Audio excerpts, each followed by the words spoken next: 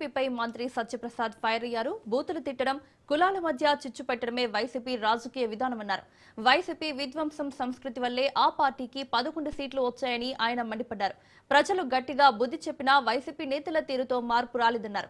రాష్ట్రంలో మంచి వాతావరణాన్ని చెడగొట్టేందుకు వైసీపీ అలజడులు సృష్టిస్తోందన్నారు. నకిలీ మద్యం కేసులో జోగి రమేష్ జైలుకు వెళ్లి వచ్చినా బుద్ధి రాలేదన్నారు. హవాలా ద్వారా క్యాష్ ట్రాన్సాక్షన్ జరిగిందని చెప్పి నిర్ధారించారు.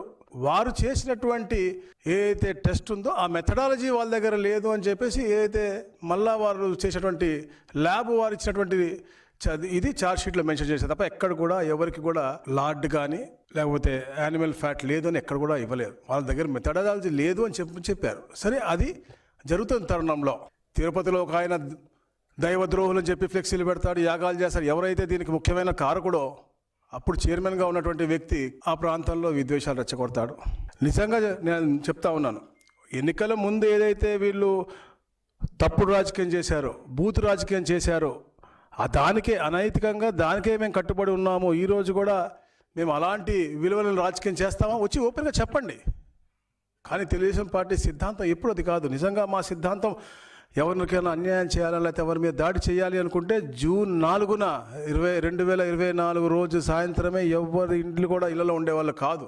ముఖ్యంగా నేను నా కాన్స్టిట్యున్సీ కూడా చెప్తాను, ఏదైతే ఎలక్షన్ రోజు నా మీద దాడి జరిగిందో, నాతో గొడవైందో వాళ్ళ మీద ఈ రోజు దాకా కేసు కూడా లేదు, వాళ్ళ మీద ప్రతి దాడి కూడా లేదు. మా సిద్ధాంతం అది కాదు. 151 సీట్ల నుంచి 11 సీట్లు పరిమితం చేస్తూ ప్రజలు ఒక స్పష్టమైన తీర్పు ఇచ్చారు. అది వాళ్ళు ఇచ్చినటువంటి గట్టి హెచ్చరిక. అయినా వారి వైఖరిలో మార్పు రాలేదు. యథా రాజా తదా ప్రజ అన్నట్టుగా వారి నాయకుడు అలా ఉన్నాడు కాబట్టి కింద వాళ్ళందరూ కూడా, అక్కడ భూమన కరుణాకర్ రెడ్డి గారు అవ్వచ్చు, ఇక్కడ మొన్న చూసాం గుంటూరులో అంబటి అవ్వచ్చు, మరి నిన్న జోగి రమేష్ అవ్వచ్చు, వీళ్ళందరూ కూడా.